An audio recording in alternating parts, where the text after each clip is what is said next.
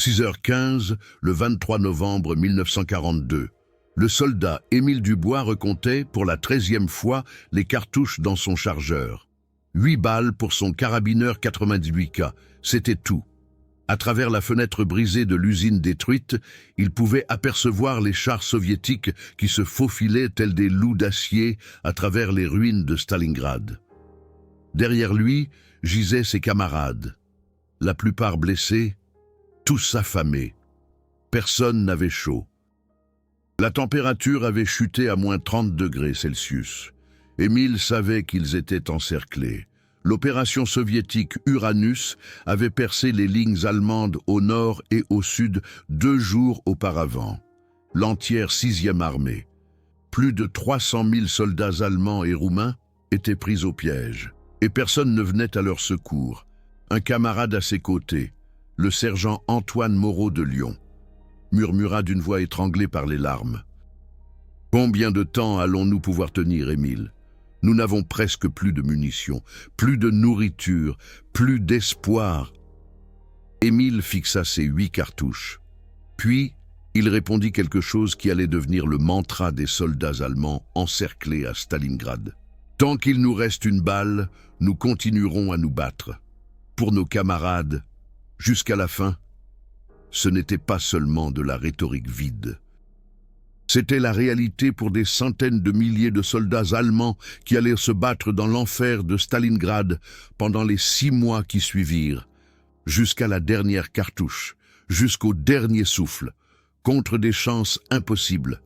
Voici leur histoire, une histoire d'endurance humaine dans des conditions inhumaines, de camaraderie, plus forte que le froid, de soldats qui ont forcé même leurs ennemis à les respecter, ce que le monde n'a pas compris. Ce que même de nombreux historiens sous-estiment encore aujourd'hui, c'est l'impossibilité de ce que ces hommes ont enduré. 6 mois, 180 jours, dans une ville devenue la plus grande bataille urbaine de l'histoire de l'humanité, sans ravitaillement, sans espoir, mais jamais sans honneur. Plongeons plus profondément dans cette vérité oubliée. 15 septembre 1942, 3 mois avant l'encerclement. Émile Dubois était entré dans Stalingrad pour la première fois avec sa division. Il avait 23 ans, menuisier originaire d'un petit village de Lorraine. Avant la guerre, il rêvait de reprendre l'atelier de meubles de son père, peut-être d'épouser Sophie, la fille du village voisin. Maintenant, il se tenait dans les ruines en flammes d'une ville. À 3000 kilomètres de chez lui, la ville brûlait. L'artillerie soviétique et les bombardements allemands l'avaient transformé en un enfer. Le ciel était orange et noir. L'air sentait le soufre, le bois brûlé, et quelque chose de douâtre qu'Émile identifierait plus tard comme l'odeur des corps en train de brûler. Mais les soldats soviétiques se battaient pour chaque bâtiment, chaque pièce, chaque centimètre. Émile et ses camarades avaient pensé que Stalingrad tomberait en quelques jours. C'est ce que les officiers avaient dit, une opération rapide. Les soviétiques s'effondreraient comme à Kiev, comme à Minsk. Mais les semaines passèrent, puis les mois. La guerre urbaine était quelque chose pour laquelle la Wehrmacht n'était pas entraînée. Chaque usine était une forteresse, chaque ruine une embuscade. Chaque nuit apportait des contre-attaques soviétiques. Dans la compagnie d'Émile, il y avait un soldat, nommé Werner Hoffmann, un ancien professeur de Berlin. Werner tenait un journal, caché dans son uniforme. Une entrée du 20 septembre dit « Aujourd'hui, nous avons pris un bâtiment entier pour la perte de 7 camarades. Demain, les soviétiques essaieront de le reprendre, et nous en perdrons d'autres pour le garder. Ce n'est pas une guerre, c'est un hachoir à viande, et nous sommes la viande. » Werner sera tué le 14 octobre par un tireur d'élite soviétique. Son journal a été retrouvé après la guerre dans les archives soviétiques et publié en 1965. C'est l'un des rares témoignages directs de la vie quotidienne à Stalingrad avant l'encerclement. Mais les soldats allemands s'adaptaient, ils apprenaient. Ils développaient des tactiques pour le combat de rue, qui furent plus tard étudiées dans les manuels militaires du monde entier. Petits groupes de combat, corps à corps, Grenades dans les caves, lance-flammes contre les positions fortifiées. Émile se souvint de son premier combat de rue. Un immeuble d'habitation de 5 étages. Les Soviétiques tenaient les étages supérieurs, les Allemands les inférieurs. Pendant 3 jours, ils se sont battus, étage par étage. Émile perdit 2 camarades dans l'escalier entre le 2e et le 3e étage. Quand ils ont finalement atteint le toit, il ne restait plus que 47 hommes de leur compagnie de 120. Mais ils avaient pris le bâtiment, et ils le garderaient, quoi qu'il arrive. C'était Stalingrad avant l'encerclement, brutal, épuisant, mais les soldats avaient encore des munitions, encore de la nourriture, même si elle était rare, encore l'espoir de renfort. Puis vint le 23 novembre, et tout changea. 9 heures ans, le 23 novembre 1942. La nouvelle frappa l'unité d'Émile comme un coup de marteau. Les divisions blindées soviétiques avaient percé les lignes roumaines au nord et au sud. Les 2 pinces soviétiques s'étaient refermées à Kalach. La 6e armée était complètement encerclée. Le commandant, le capitaine Lambert, un vétéran de la Première Guerre mondiale, rassembla les hommes restants de sa compagnie. Il en restait 89 sur les 210 d'origine. Sa voix était calme, mais ses mains tremblaient. « Hommes, nous sommes encerclés. Les Soviétiques ont bouclé un anneau autour de Stalingrad. Nous ne savons pas quand, ni même si, des renforts arriveront. Ce que je sais, c'est ceci. Nous sommes des soldats de la Wehrmacht. Nous avons pris position et nous maintiendrons cette position tant que nous pourrons respirer. » Un jeune soldat, à peine 18 ans, demanda d'une voix tremblante. « Et si nous manquons de munitions, monsieur le capitaine ?» Lambert le regarda droit dans les yeux. « Alors, nous nous battrons avec des baïonnettes. Et si les baïonnettes se brisent avec nos mains nues, l'Allemagne nous a envoyés ici. Nos camarades comptent sur nous. Nous ne les laisserons pas tomber. » Ce n'était pas de la propagande, c'était la mentalité qui maintenait ces hommes en vie. Devoir, honneur, camaraderie, dans cet ordre. Ce que les Soviétiques n'avaient pas prévu. C'était à quel point les troupes allemandes, encerclées, se battraient avec désespoir et efficacité. Ils pensaient que la 6e armée s'effondrerait en quelques semaines. Au lieu de cela, il leur faudrait 6 mois pour la vaincre. Et chaque jour coûtait à l'armée rouge des milliers de vies. 29 novembre 1942, 6 jours après l'encerclement. Le rationnement avait commencé. Émile recevait 200 grammes de pain par jour. Une soupe à l'eau, c'était tout. Pour un homme qui se battait par moins 30 degrés Celsius, c'était une ration de famine. Avant l'encerclement, un soldat allemand recevait quotidiennement 700 grammes de pain, 120 grammes de viande et des repas chauds. Maintenant, il était réduit à des rations de survie, qui ne fournissaient même pas un quart des calories nécessaires. Un infirmier de l'unité d'Émile, Georges Martin de Dijon, commença à tenir un registre effroyable.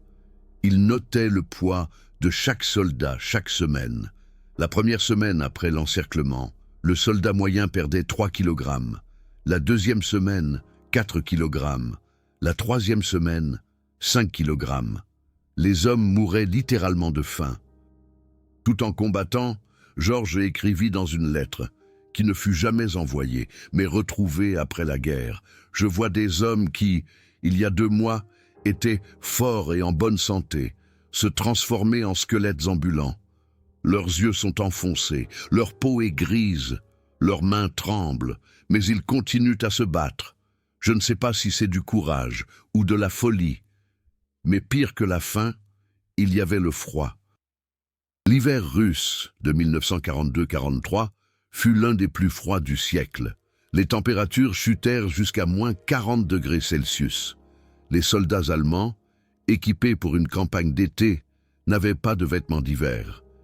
Émile s'enveloppait dans tout ce qu'il pouvait trouver.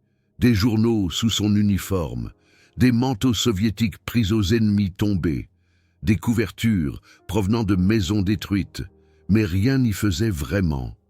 Le froid s'insinuait dans chaque fibre. À chaque os, les gelures devinrent la principale cause de blessures.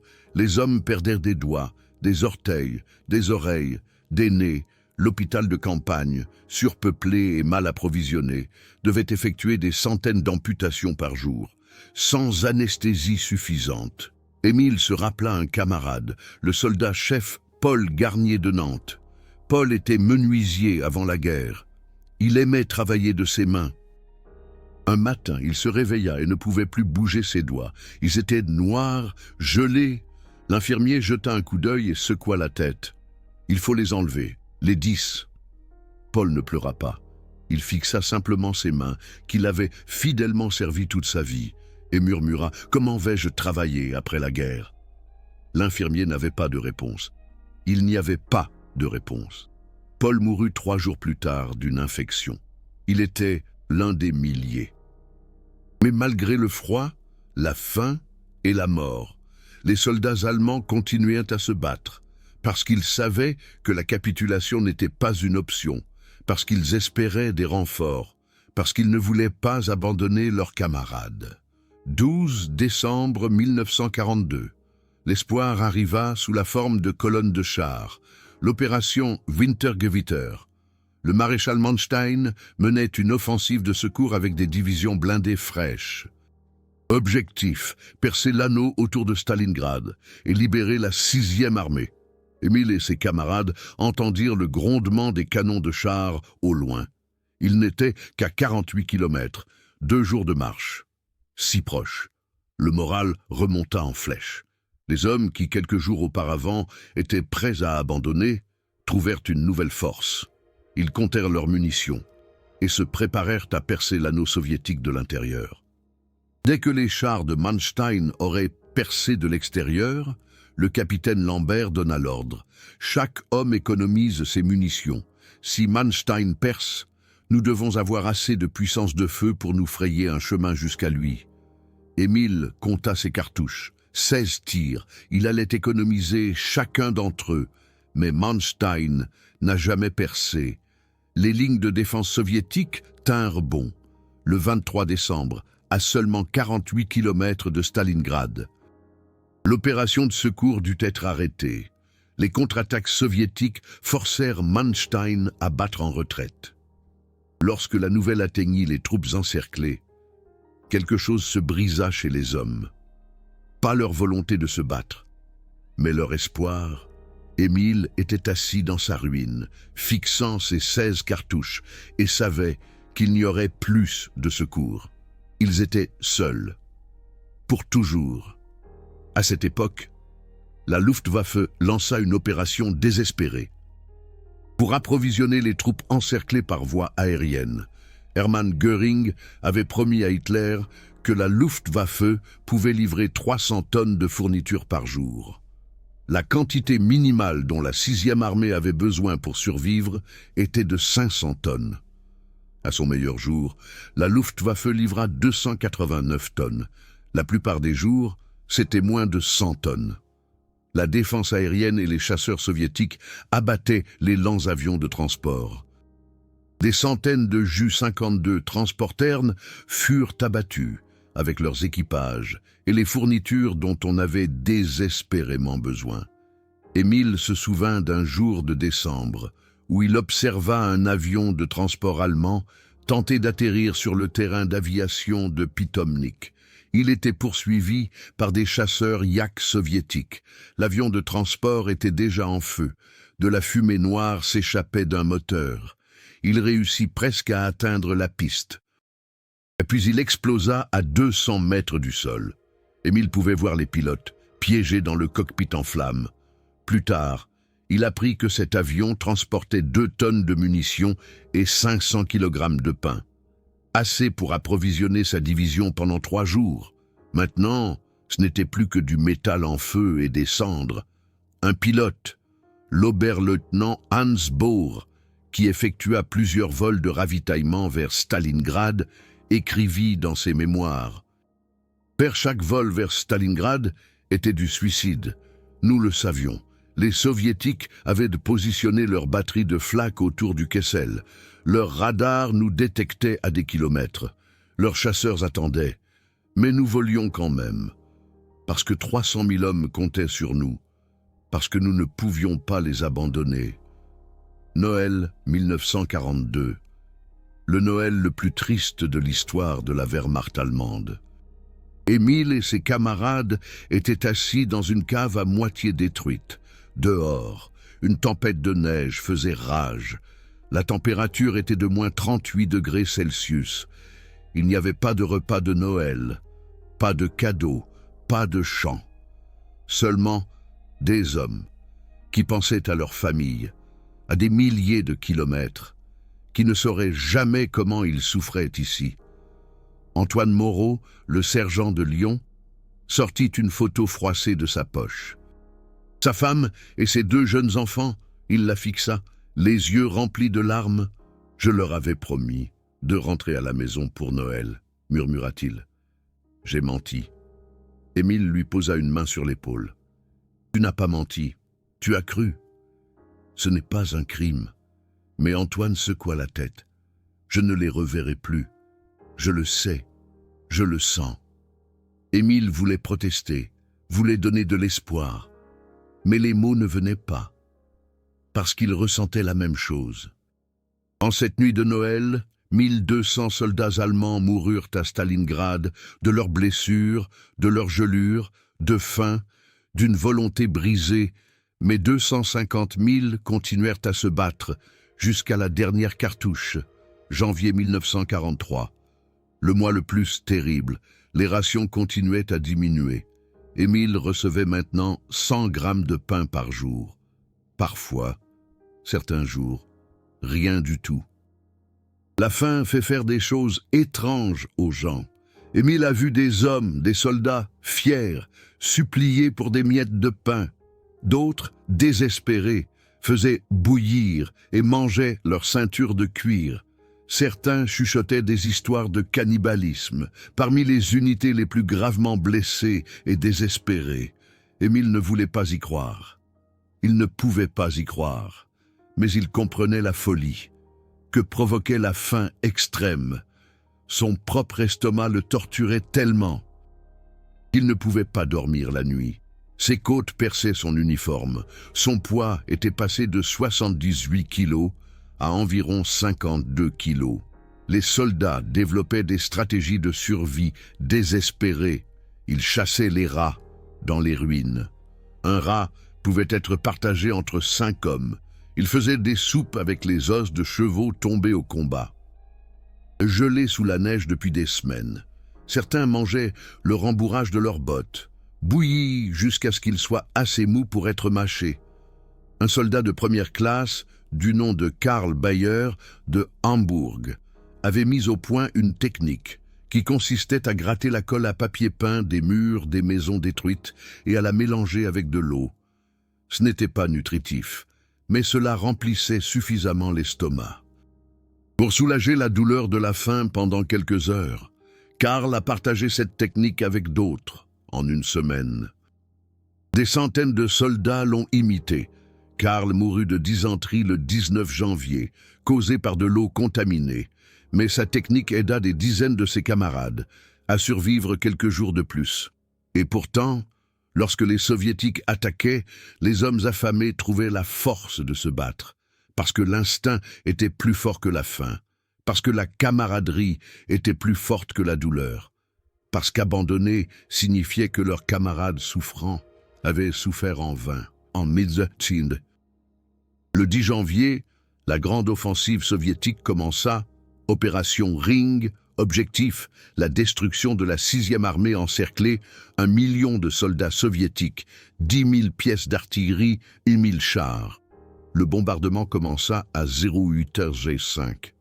Émile n'avait jamais rien entendu de tel de toute sa vie. La terre tremblait. Des bâtiments qui tenaient debout depuis des mois s'effondraient comme des châteaux de cartes. Le bruit était si intense que les hommes saignaient des oreilles. Puis vinrent les chars, des T-34 soviétiques, roulant à travers les lignes allemandes comme des rouleaux compresseurs d'acier. Derrière eux, L'infanterie, en uniforme d'hiver, bien nourrie, bien armée. L'unité d'Émile comptait encore 13 hommes. Il défendait une ruine d'usine. Émile avait encore 4 cartouches, 4 balles contre une armée.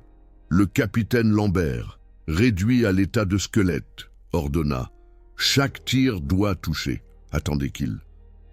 Soit proche, visez, respirez, tirez. Les soviétiques arrivaient. Émile attendit 200 mètres, 150, 100, 50 mètres. Il pouvait voir leur visage, de jeunes hommes, comme lui, des soldats qui obéissaient aux ordres, comme lui. Il visa, respira, tira, un soldat soviétique tomba. Émile rechargea, visa, respira, tira, un autre tomba, 2 cartouches restantes. Une compagnie soviétique prenait d'assaut leur position. Lambert cria « À la baïonnette! Combat au corps à corps !» Émile fixa sa baïonnette sur son carabineur 98K. Son cœur battait si fort qu'il pensait qu'il allait éclater. Les soviétiques étaient à 10 mètres, 5 mètres. Puis ils prirent d'assaut la ruine. Ce qui suivit n'était pas un combat, c'était la survie dans sa forme la plus primitive. Émile poignarda, frappa, piétina, mordit, du sang partout. Des cris, allemands, russes, humains. Quand ce fut fini, 18 soldats soviétiques gisaient morts dans la ruine. De l'unité d'Émile, il en restait 6 vivants. Lambert était mort, une blessure de baïonnette soviétique dans la poitrine. Antoine était vivant, mais une balle avait fracassé son bras gauche. Émile n'avait plus de cartouches, mais il était vivant. Pour un jour de plus, dans l'Enfer de Stalingrad, fin janvier 1943, la 6e armée avait été divisée en 2 poches, nord et sud. La communication entre elles avait été coupée. Chaque poche se battait seule, désespérément, sans espoir. Émile était dans la poche sud. Son unité, autrefois composée de 210 hommes, ne comptait plus que 19 survivants. Aucun n'était indemne, tous étaient affamés. La plupart avaient des engelures, mais ils continuaient à se battre. La défense n'était plus organisée, il n'y avait plus de lignes cohérentes, seulement des îlots de résistance.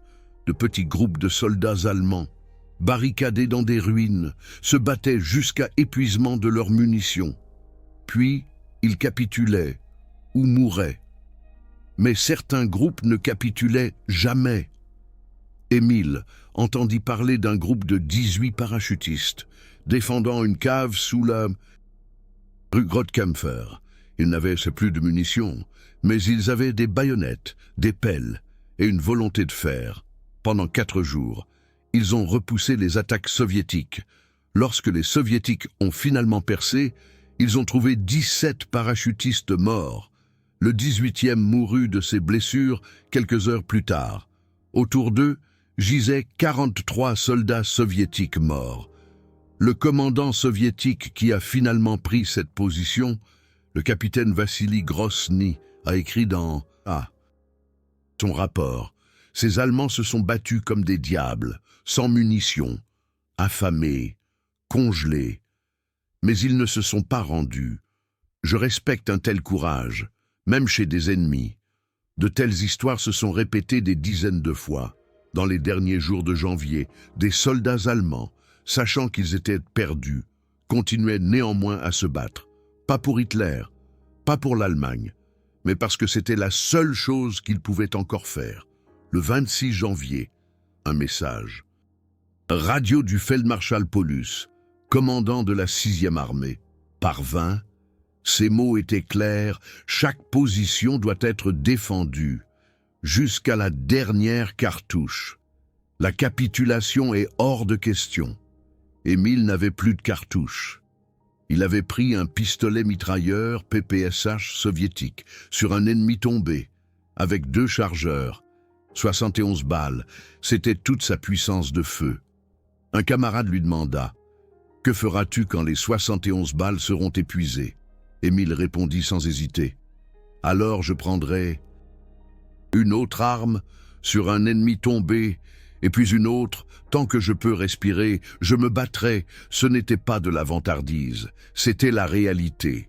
Les soldats allemands à Stalingrad se battaient avec des armes soviétiques, mangeaient des rations soviétiques prises sur des ennemis tombés, portaient des manteaux soviétiques.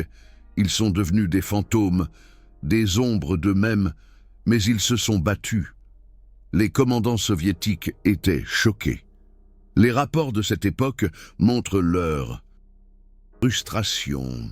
Un commandant de division soviétique écrivit « Nous avons attaqué une usine avec 5 chars et 2 compagnies. Nous nous attendions à la prendre en quelques heures. Cela a pris 3 jours. 18 soldats allemands la défendaient. 18! Ils se sont battus jusqu'à la dernière cartouche, puis avec des baïonnettes, puis avec leurs mains. Nous avons dû tous les tuer. Personne n'a capitulé. Ça, c'était Stalingrad. Pas seulement une bataille militaire, mais une épreuve d'endurance humaine. 31 janvier 1943, une date historique. Le général Feldmarschall Paulus, promu Feldmarschall dans les derniers jours de la bataille, capitule avec la poche sud. 91 000 soldats allemands et roumains sont faits prisonniers par les soviétiques. Émile était parmi eux. Il ne pouvait plus combattre. Sa dernière munition pour son PPSH avait été utilisée il y a 2 jours. Il avait essayé de continuer avec une baïonnette. Mais la faim et l'épuisement l'avaient terrassé. Lorsque les soldats soviétiques sont venus pour le capturer, ils s'attendaient à la torture, à la mort, à la vengeance. Au lieu de cela, un sergent soviétique lui a donné un morceau de pain noir et lui a dit dans un allemand approximatif « Tu as bien combattu, Fritz. Maintenant, la guerre est finie pour toi. » Émile mangea le pain. C'était la première chose qu'il mangeait en 4 jours. Et il pleura, pas de joie, mais de honte. Honte d'avoir capitulé, honte d'avoir survécu alors que tant de ses camarades étaient morts. Sergent Antoine Moreau de Lyon était mort de ses blessures 3 jours auparavant. Capitaine Lambert était enterré sous des décombres. Sur la compagnie initiale d'Émile, composée de 210 hommes, seulement 7 ont survécu à la capture.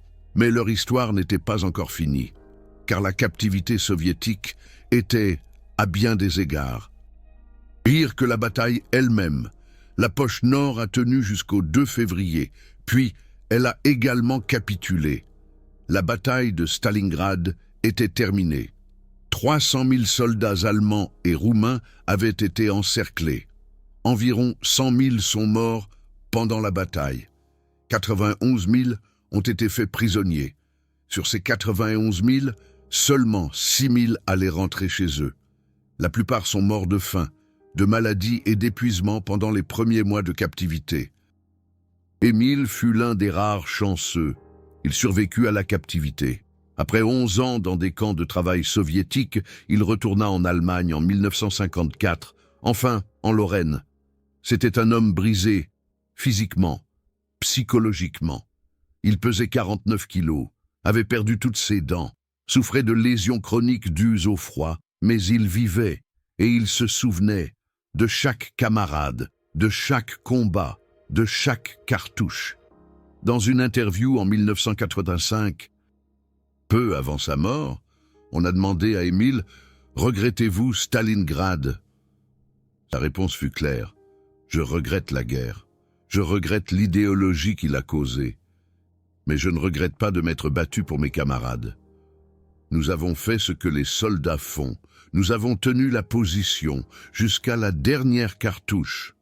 Pas pour Hitler, pas pour une idéologie, mais pour l'homme à côté de nous, qui avait aussi faim, qui avait aussi froid, qui souffrait autant. C'est pour cela que nous nous sommes battus, et ça, je ne le regrette pas. » Ces mots résument la tragédie de Stalingrad. Des centaines de milliers d'hommes, allemands et soviétiques, morts dans une bataille insensée. Mais les hommes eux-mêmes, les soldats dans les tranchées et les ruines, ne se battaient pas pour une idéologie. Ils se battaient les uns pour les autres. C'est la vérité inconfortable que beaucoup d'historiens ignorent. Les soldats, dans des situations extrêmes, ne se battent pas pour des concepts abstraits, ils se battent pour leurs camarades, pour les hommes qui souffrent à côté d'eux. Et les soldats allemands à Stalingrad ont souffert plus que presque toute autre unité dans l'histoire de la guerre moderne. Les rapports militaires soviétiques de l'époque témoignent d'un respect réticent. Un rapport du 15 janvier 1943 disait « Les Allemands se battent avec un désespoir impressionnant. Même les unités qui n'ont pas reçu de ration depuis des semaines résistent à une force écrasante. Nous avons trouvé des positions où des soldats allemands, morts de faim et de froid, serraient encore leurs fusils, pointés vers nos lignes. Ils sont morts en combattant. » Un autre officier soviétique a écrit dans son journal « Je hais les fascistes, mais je ne peux m'empêcher de respecter les simples soldats allemands. Ils se battent avec une endurance qui semble inhumaine. Nous les tuons par milliers, et ils continuent à se battre. C'est comme s'ils ne savaient pas quand abandonner. » C'était ça, le secret. Les soldats allemands ne savaient pas quand abandonner, parce qu'abandonner signifiait trahir leurs camarades. Et c'était pire que la mort. Les historiens militaires modernes étudient la bataille de Stalingrad comme une étude de cas sur l'endurance. Comment les gens se battent-ils dans des conditions impossibles? Qu'est-ce qui les motive quand toute considération rationnelle dit qu'ils devraient abandonner? La réponse ne réside pas dans l'idéologie, pas dans le patriotisme, mais dans quelque chose de beaucoup plus primaire, la camaraderie, la connaissance que l'homme à côté de vous compte sur vous, que vous ne pouvez pas l'abandonner. C'est ce qui a maintenu Émile Dubois et des centaines de milliers d'autres comme lui en vie, pas l'espoir de la victoire. Pas la foi en une cause, mais la loyauté envers les hommes qui mouraient à côté d'eux, dans les derniers jours de la bataille, quand tout était perdu, quand il n'y avait plus de munitions, quand la faim et le froid sont devenus insupportables. Les soldats allemands ont continué à se battre, avec des baïonnettes, avec des pelles, à main nue. Pourquoi? Parce qu'abandonner signifiait mourir seul. Et les soldats ne meurent pas seuls. Ils meurent ensemble, avec leurs camarades. C'est la vraie histoire de Stalingrad, pas une histoire d'idéologie ou de stratégie, mais une histoire d'hommes, poussés au-delà de leurs limites, et qui ont pourtant continué à se battre, parce que l'alternative était insupportable.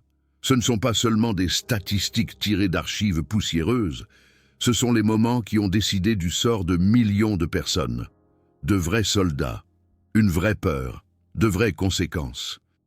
Ces histoires ne doivent jamais être oubliées. Si ces vérités historiques vous importent, alors soutenez-moi avec les Super Thanks de YouTube, le cœur doré en bas. Chaque Super Thanks me permet de passer des semaines dans les archives, à numériser des documents rares, à interviewer les derniers témoins. Aidez-moi à préserver cette histoire pour les générations futures. Les conséquences de Stalingrad furent catastrophiques pour l'Allemagne. La perte de la 6e armée. L'une des unités les plus expérimentées de la Wehrmacht fut un coup dont le front de l'Est allemand ne s'est jamais remis. Mais plus que la perte militaire, ce fut le choc psychologique. Les soldats allemands s'étaient considérés comme invincibles. Stalingrad a prouvé qu'il ne l'était pas. L'aura d'invincibilité était brisée. Pour l'Union soviétique, Stalingrad fut un tournant. C'était la première grande victoire contre la Wehrmacht. Cela a prouvé que les Allemands pouvaient être battus. Le moral de l'armée rouge a considérablement augmenté. Mais le prix a été élevé. Les pertes soviétiques à Stalingrad sont estimées à 1,1 million. Tués, blessés, disparus. Pour chaque soldat allemand mort à Stalingrad, environ 4 soldats soviétiques sont morts. La ville elle-même a été entièrement détruite, d'une population de 400 000 habitants avant la guerre. Seuls 1500 civils ont survécu à la bataille. La plupart avaient été évacués, mais des milliers sont morts dans les combats. Stalingrad est devenu un symbole. Pour les soviétiques, un symbole de résistance. Pour les Allemands, un symbole de tragédie. Pour le monde, un symbole de la brutalité de la Seconde Guerre mondiale, le soldat Émile Dubois, celui qui comptait ses 8 cartouches en ce matin de novembre 1942, a survécu jusqu'en 1989. Il travaillait comme menuisier dans un petit village de Lorraine. Il ne s'est jamais marié, n'a pas eu d'enfant, vivait seul, mais chaque 23 novembre, l'anniversaire de l'encerclement, il se rendait au cimetière et déposait des fleurs sur une tombe vide.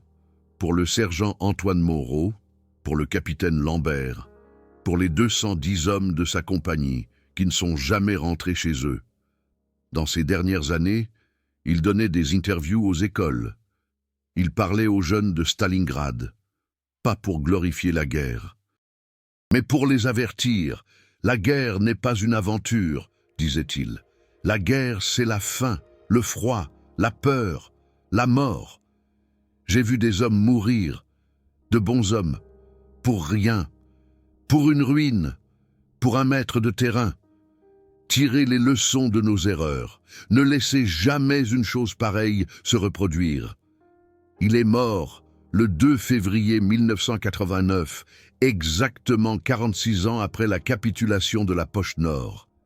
Ses derniers mots, rapportés par son infirmière, ont été « Camarades ». J'arrive, aujourd'hui, à Stalingrad, maintenant appelé Volgograd, se dresse un monument massif. La statue de la mère patrie, haute de 85 mètres, domine l'horizon. Elle commémore les soldats soviétiques qui ont défendu la ville. Mais il y a aussi des monuments plus petits, des pierres commémoratives, des fosses communes, où Allemands et Soviétiques, ennemis dans la vie, reposent ensemble dans la mort. Parce que Stalingrad n'est pas une histoire de bien contre mal. C'est une histoire d'hommes pris au piège dans un conflit inhumain, des soldats allemands qui se battaient pour une fausse cause, mais avec un courage véritable. Des soldats soviétiques qui défendaient leur patrie avec un sacrifice indescriptible. Les deux camps ont souffert, les deux camps ont saigné, les deux camps ont perdu des générations de jeunes hommes. La leçon de Stalingrad n'est pas qu'un camp était plus héroïque que l'autre. La leçon est que la guerre est un enfer, qu'elle prend les meilleurs d'entre nous et les force à vivre des situations où la survie devient plus importante que l'humanité. Émile Dubois et ses 8 cartouches, Antoine Moreau et sa photo de famille, le capitaine Lambert et son devoir jusqu'à la mort. C'étaient de vraies personnes, avec des espoirs, des rêves, des familles. La guerre leur a tout pris.